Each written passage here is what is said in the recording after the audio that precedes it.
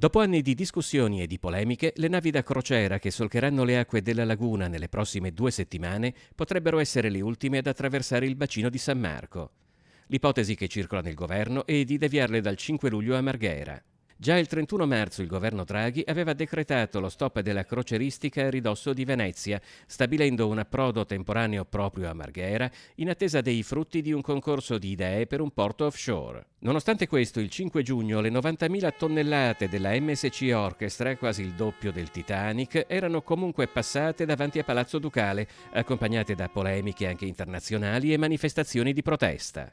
Il porto, con i suoi 20.000 lavoratori, rappresenta il cuore economico e pulsante della vita sociale. Non possiamo lasciare questi lavoratori e le loro famiglie nell'incertezza. Ben vengano le soluzioni come quella dell'offshore a lungo termine, ma è necessario che il governo ascolti la città di Venezia, la regione Veneto e applichi tutte le soluzioni per trovare in Marghera la risposta alla gestione del porto di Venezia.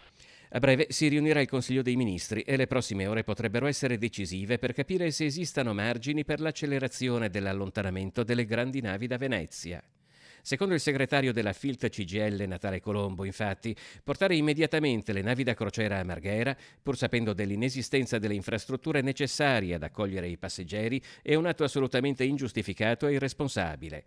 Il sindacato ha chiesto di essere convocato urgentemente dal Ministero delle Infrastrutture e della Mobilità Sostenibili.